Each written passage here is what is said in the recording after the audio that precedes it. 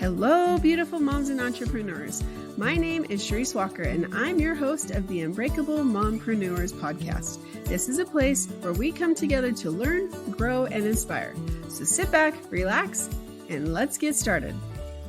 Hello, Unbreakable Mompreneurs. My name is Charisse Walker. I'm your host, and today I'm here with Martine Cohen, and she was a former attorney, and now she is a coach, and her journey is one of triumph and determination and perseverance. And so, Martine, if you wouldn't mind just sharing some of your journey and what you do today.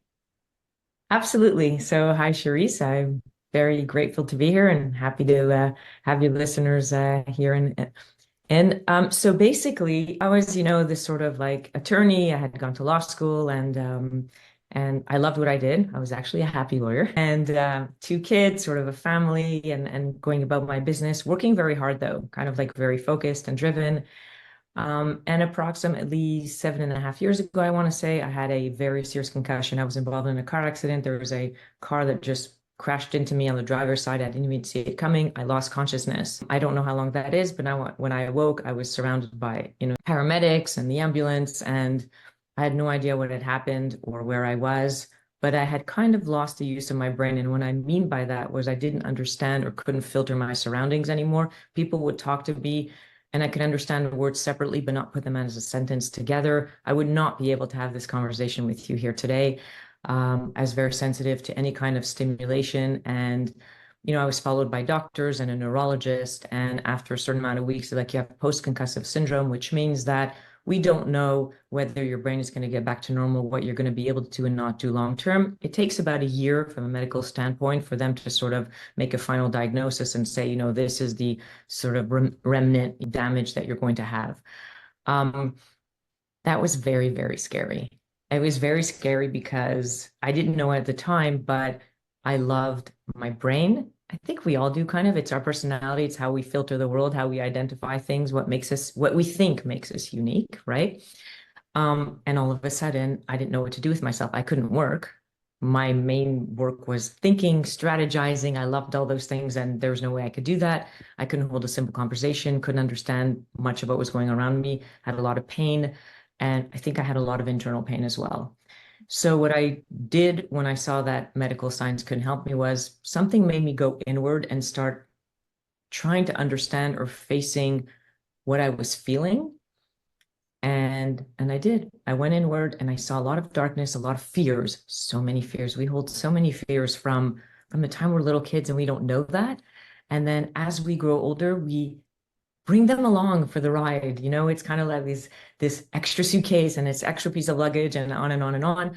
And it confines us, restricts us. Yes, it identifies us, but not necessarily in who we are. And it instructs our thoughts, our feelings about ourselves, about the world, about each other, about what we think we can and cannot do. And I kind of went on this exploration inward because my brain wasn't stopping me to say, whoa, whoa, like, don't go there. Let's keep status quo, right? Let's not do anything. And because of that, I was able to fully explore my fears. I wasn't afraid of my fears anymore. We are often afraid of how we feel. And I just realized so many things that were there, kind of encrusted, weren't actually really even me. And I started just getting rid of them because by sheer awareness, you realize that you can get rid of a lot of limiting beliefs. I call them layers, things that block you and from your inner power and your essence. And I have to tell you that I would wish this concussion and this process on no one, but the silver lining was that it taught me to be so in tune with myself, my inner body, my higher voice, my brain. I understood so much what the brain is meant to do and what we ask it to do in today's world and why it's so overwhelmed. And that organically turned into a coaching business, a speaking business, workshops I was asked to do. And I just wrote my first book and it's coming out next month. And it's called No More Layers, specifically to walk people through that journey. But I promise them they do not have to go through concussion to get there. But we define ourselves in a very confining way. And we are so much more than our thoughts, our feeling, our brain, and even our personality, and definitely much more than our fears. That isn't a remarkable story, because you could have turned it into a victimhood and you couldn't do anything and been bitter and been angry, but instead you took it around. And that is what I want our listeners to hear, is that no matter what you go through, no matter, and it wasn't your fault, that you weren't expecting it, you didn't plan for it, and it definitely was not your fault. And so you could go and sue the pants off this person and just ruin their life, ruin your life, and everybody's upset and sad. And instead, you've turned it around to where you're changing thousands of people's lives, for the better. And I love stories like yours, because it shows the resilience that you have and the resilience that we as humans have if we choose to. And so that's something you talk about. You talk about there's a difference between deciding and choosing. So what is that difference? Very big difference. I talk a lot about that with my clients and a lot about in the book as well. Today's world is so fast paced and we're constantly playing catch up because our brain is wired to be a little bit slower, to go by the pace of nature, to sort of have a chance to assess things before we move forward. And we're asked to multitask, which is a fiction. We can't multitask, but so we feel overwhelmed. Our brain feels overwhelmed. And then we try to just get things off our list, check, check, check. And then you feel so accomplished at the end of the day. But did you actually experience each one? Probably not. So you're kind of disconnected from your life, right? Because you're so like zoned in and zeroed in that you don't actually get to experience it in a conscious way. You just get through things. It's like an obstacle course. And the end result of life is not to get to the finish line.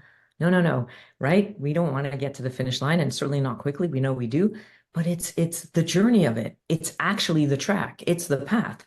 So deciding means I got this off my plate. Yay, I got this off my plate. And to what ends? Like, where am I going with this? Rather than, hold on a second, I have something before me.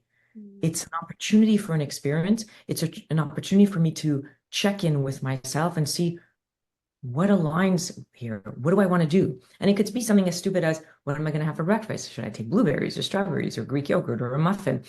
But you're in touch with yourself and your inner communication is wide open and you're hearing what's going on, and then you get to choose, which means from a place that feels right to you, that you feel whole with. And it could be whether you want to stay with a partner, or you want to stay in a business, or you want to take the next step in your business, to wanting to close it, or going out with a friend today versus going to the movies with your spouse. We make so many decisions on a daily basis. But how many choices do we make? Something where we feel like, oh, I showed up to this well. The outcome doesn't have to be good because that's not in our hands. It really isn't. But the process is. We're so outcome oriented instead of process vested. And I think that's where we lose ourselves. That is such a good thing. And that's something that I've been working on specifically this year. That's kind of been my theme, is that instead of working and being busy, I'm being effective, or and a perfect example is I coach, at specific time every morning. It's a 15-minute call. People get on, they talk about what their intentions are for the day, like a personal goal or professional goal. It's an accountability call, right? And I do it for free for a lady that I coach with. Like, I'm paying her for me to do this for her. It's fun. I understand. But it's come to a point where, I took it over for somebody, and she made a comment when she first got started. Some people show up, like I might have 5 or I might have none. And so I'm like, oh, okay, not a problem. And there's times where there's some consistent people, but it's like the same consistent person. And some days she can't make it. So I'm sitting there by myself. So I like put my whole day on pause so that I can make sure that I'm at this call, and then nobody shows up. And I don't know if it's a summer thing, but yesterday I just thought, you know what? This is not worth it to me anymore. I'm doing something as a favor for somebody. There's many times I have to rearrange everything because it's in the middle of the day, and it's only 15 minutes, but I have lots of appointments, and that if nobody shows up, I'm starting to get frustrated. And so I finally, yesterday, I just said, you know what? I'm done with this in my line, because I'm doing it as a favor, and I'm not okay anymore. And so I started to evaluate what my intention, why would I do this, blah, blah, blah. What would I be doing if I didn't do it? And I think sometimes we want to please other people. Like, I wanted to give back to this person and I wanted to help other people, but then it was starting to drain me. And so I think that we as women, we do that as a mother, we do that as a businesswoman, we do that as a friend, we do that as a family member, as a wife, where we're just give, give, give, give. And then you're like, you know what? That's 15 more minutes I can take back to be able to do something else. And it's small, but that's what I feel like you were talking about is you have to be authentic to yourself, and you have to make sure that what you're choosing, it's because you're choosing to do it. It's not being decided for you. Exactly. And I love what you just said. There's two things. We're always super, super busy. And the idea is let's go from busy to present. Yes. Present in what we're doing, and only busy ourselves with things for which we can be present to. Because that's going to naturally allow people to find their own authentic pace. As long as you're present in what you're doing, you could be as busy as you want. Yeah. But if you stop being present, that means you're off from busy to sort of like, overreach. And that's not a good thing. And for women, and especially moms, I find we're such nurturers by nature. And if we're not careful, we're last on our list. Yes. Yep. And I think in order to be able to choose properly, you first have to choose yourself. And I know that sounds maybe selfish to some of the listeners, but it's not, because you can only give the overflow of your cup. If you want to be able to keep giving and giving and giving, it's got to be the overflow. Or else, like you said, you get drained. And once you're drained, you got to like shut that valve off. Yeah. Yep. And you get burned out, and then you're not as effective. And then you're not as effective. You're not effective for yourself or for anybody else. Right. Yep. Exactly. So let's talk about self-talk, because this is something we hear a lot about. Self-care. I've had lots of people on to talk about that, but self-talk is that little demon sometimes if we cannot train it to be a positive, right? And so how do you transform? What are some of the things that you do to transform the negative self-talk into positive self-talk?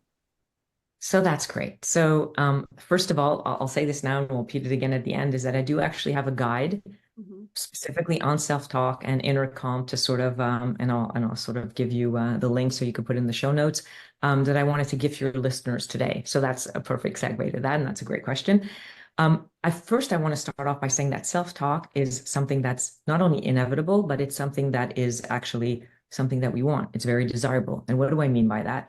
I mean, self-talk is the only way in which we communicate with ourselves. It's the way you're in touch with yourself, your thoughts, your emotions.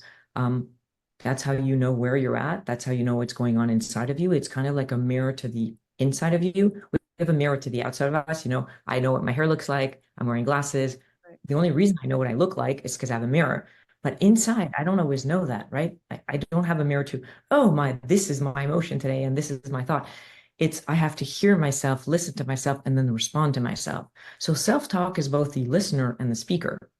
We're in a funny situation in the relationship we have with ourselves. And self-talk is an expression of the relationship we have with ourselves. How you talk to yourself is really how you feel about yourself. And so if you listen to your self-talk without getting caught up in it, it's going to tell you a lot about where you're at. And then if you don't like your self-talk, this is where I need to place my attention. And this is where I need to create a new intention for myself. So if my self-talk is negative, first I have to understand that my brain is wired to notice negative much more than positive. It's wired that way for survival. It's wired to see what's out of place. The problem with that is when somebody comes into a room with a beautiful dress, if there is a speck of sort of like a stain, on the left-hand corner at the bottom of the hem, everybody's going to notice it. We're not noticing the rest of it. It's as if the whole dress doesn't exist anymore, and that little speck becomes like the entirety of it. But that's normal. So first, to understand that negative self-talk on its own, you don't have to buy into it, by the way, but negative self-talk as an entity makes perfect sense. Our brain is wired to see every single thing that could be a potential threat, because potential threat can mean potential danger. Potential danger means potential death. That's from thousands of years ago. As far as I know, we have not been able to rewire our, brain in that way, at least not yet. Technology is not there yet. Either way, that's what it's at. So once we understand that, we don't have to take it personally. There's nothing wrong with me. It doesn't mean that it's real. This is my brain reacting to something. Now, do I agree? I ask my clients, I'm like, do you agree with your thoughts? And they're like, what do you mean? I'm like, well, do you think your thoughts, or do you just take them in and say, oh, yes, this must be true? Because most of our thought process happens at a subconscious level. So we only get sort of like the conclusion. I'm not good enough. I'm too much. I was too loud. I took up too much space. I take up enough space. I don't have a voice. Nobody likes me. Okay, where is this coming from? There is an entire conversation happening beneath the surface, and that's the conclusion, and we believe it to be true at face value. We don't believe everything that every person says to us, but we believe everything that we say to ourselves. And the question is, how come? Because we don't stop and pause and say, wait a minute, am I aligned? Am I choosing this thought? If I could choose any thought, would that be the one that I would choose right now? And if the answer is yes, by all means, I'm wrong. I did something bad. I want to make amends. 100%. I'm not a good person. I'm horrible. I'm shameful. Probably not. And if that's the case, then it doesn't matter why the thought is coming, but it does matter that you don't have to buy into it. You can choose your thought. You can rechannel that energy into something much more positive. And in the guide that I'm going to give your readers, that's exactly what we talk about. Pause, recenter yourself, and ask yourself, do I agree with this thought? And ask yourself, if I could choose any thought in this particular moment, which one would I choose? And then, well, what's in my way? And then, what do I want to do next? Because that retrains our brain to not react as much as proact. In other words, pause, give yourself a moment when you're at that crossroads and say, this is all the possibilities, but which one is aligned? Which one feels right to me? And then go with that. And we can slowly in that way, start kind of like quietening our mind and remove some of that clutter, because there is just too much noise and we're absorbing it all. So first day of school for my kids yesterday, right? And my daughter has severe anxiety. She's only 11. And so I was talking with her. She couldn't get to sleep. So I was laying with her and I said, all right, your brain only believes what you tell it to believe. And so if you say, Mom, I'm scared, I'm anxious, I'm nervous, it's going to believe that. And now you're going to have all these emotions. I said, let's switch that script. And let's start talking to ourselves a different way. And so I told her the story about a good wolf and a bad wolf. It's a Cherokee proverb, which we don't have time for today, but go look it up. And so at the end, it says, this is what a bad wolf is. This is what a good wolf is. And the child says, well, Grandpa, which one wins? And he said, the one that you feed. I don't know. It resonated with her. She loved the story. And so I was able to say, I am brave. And then she'll repeat it. I have friends. She would repeat it. Before that, she wouldn't. And because there's so much anxiety, there's so many things that if I say this to myself, then I have to believe it. And so she's been such in a negative loop for so long that we've been working with her to try to get out of that. And that was the first time she finally said those words in a while. And so she's like, Mom, this is too much pressure. And she had to take a break, but she had a great day yesterday. Right. And so I think that sometimes we tend to feed ourselves something and we give ourselves a narrative that's not true. And I like that you talk about being aligned, because subconsciously, I know that we don't believe that, but yet it's like this fight. It really is this fight between the good wolf and the bad wolf. And so you talk about the fear loop. What is the fear loop and how do we get out of it? Yeah, so the fear loop is something so we all have fears, and most of any negative thought process or conclusion comes from that. We have a lot of fears, some that we face, some that we don't, some that we don't even want to know about, but they really instruct how we live our lives and what we think and what our brain generates for us.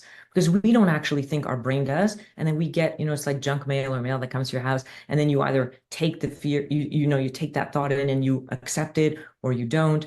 And the more you allow yourself the permission and the opportunity to choose whether you're going to accept it or not, that's where your power is. And that you did that for your daughter. So the fear loop is basically that not only can we be afraid of something and then we try to deny it, push it away, or we limit ourselves to move away from it, but the biggest fear that we have is to feel fear. We are afraid of fear because we think that if we fear something, there's something wrong. I need to fix it. I need to do something about it. And there must be a real danger. And then I'm done. I need to avoid it at all costs. You turn your fear into curiosity. So the first thing when you feel fear is breathe. And I know it sounds funny and maybe basic and elementary, but it's to recenter ourselves from a nervous system perspective. When you do that, you actually recenter yourself, you slow down your breathing, and you are able to think clearer. Your thoughts slow down. That craziness and that race in the mind actually sort of on its own organically slows down. And that's what we need. Once we do that, we're like, okay, name your fear. Just name it. Identify it. It doesn't matter if it's accurate or not. Just whatever comes to you. Don't think it, just say it. Because once you identify something and you name it, it's like there's darkness and now you've turned on a flashlight. It's not dark anymore. No matter how afraid I am, I turn around and I'm, oh, I can see some light. Something has dissipated. That's number two. Then it's like, turn that fear into curiosity. Go be curious about the fear. What is it about, really? You know, if you're afraid of spiders, you come into your room and there's a spider, you might close the door, run out yelling, get out of the house and not want to sleep there at night. Is that like, I don't know, sort of like a bit of a stretch and it's overreacting? Yes and no, right? I'll be laughing, we're smiling. But the truth is, for different things, maybe not a spider, maybe for us it is a spider, we all react that way. But if we can pause for a second, just pause, take a deep breath and pause and say, okay, what is this fear? I have a fear of spiders. Great. What is that about? Let me get curious about that. They're gross or they're disgusting or it reminds me of something else. Often a fear triggers something else that's even deeper. Whatever it is, just get curious. Because when you get curious, you start dismantling something. When you start dismantling it and understanding it better, it really loses its grip. It loses its power. And once you do that, you're not facing it head on where you have to be strong and courageous. That's okay. You don't have to do it like that. It doesn't have to be like jumping in the deep end. It could also be putting your toe in, depending on who you are. You might need it gradually. That's totally okay. And there's no judgment in the process, which is super important. And kids are good at that. They don't usually judge themselves. They're able to go further sometimes than adults. And then it's like, great. Now what do you want to do next? Would you like to be afraid of the spider and leave the room? That's totally fine. But now it's a conscious choice. It's not a reaction. You're not full of adrenaline because you're really fearful and you've put it in perspective that it becomes manageable. And that works with spiders and that works with, you know, crossroads of the life kind of like situations. It works with where am I going from here? Should I have another child? Should I not? Right? Should I get married? Should I get divorced? Should I move my business somewhere else? Should I make it, expand it? Should I, you know, downsize? It works for everything. Should I move to this neighborhood? But we need to be okay with feeling afraid and not fearing the fear. That's the first step. And then looking at it outside of us. When you bring something outside of you, you can be a mirror to it. You can see it. When it's inside of you, it's so well hidden. It has such a grip on you that it takes you over and it feels like it becomes in control. And there's no reason to fear. You're taking the control out of yourself. And so if you can take back the control, then you don't need to be fearful. Because what's the worst thing that can happen? That's what I always think. What is the absolute worst thing that can happen? And you talk through that and you're like, okay, I can live with that. The worst thing that can happen is staying in the fear, but also understand that fear is not present. Fear only lives in the future, even if it's half a second later. There is no such concept of fear in the present moment. So when you're present in your life, you're not afraid. You might find a solution. You might change your course. You might be choosing something. You might be assessing. But when you are fully present in something, that's not where the fear resides. Regret, sadness, that's in the past. Fear is in the future. It only lives in the future. And if you sort of like think about it for a second, you'll realize we're always fearful of the unknown. Present is not unknown. We can only be fearful of the unknown. Mm-hmm. That's how our brain is wired. So that's also another trick and brain hack. I love brain hacks. I use them with my clients all the time to help us even before the fear gets out of hand. Oh yeah, this is a future thing. It's not here. And so it already helps you rein it back in, ground yourself, and then you can start dismantling it and become curious about your fear. Well, thank you. That's some great advice. So if our listeners wanted to get a hold of you, how would they find you? Absolutely. So first of all, they can message me on Instagram at Martine Cohen _. They can also reach me through my website, www.martinecohen.com. And I'll be sending you also that link for the inner guide to calm. And they can go on Amazon and they order my book. Well, congratulations. I know my book just came out and excuse me, I know how hard it is to get it to that point. So congratulations on that. Thank you. Yes, it is. Thank you so much, Charisse. It's been a pleasure to speak with you today. You as well. And Unbreakable Moms, go into your future with confidence and excitement. And if you're still having a hard time getting past that fear, then reach out to Martine. Go make it a great day. Beautiful moms, remember, you are unbreakable. Keep illuminating the world with your strength, pursuing your dreams, and reveling in the splendor of motherhood. This is Charisse Walker, bidding you farewell for now. Stay tuned for more empowering conversations on the next episode of the Unbreakable Mompreneurs podcast. Until then, keep shining bright. Signing off with love, Charisse Walker.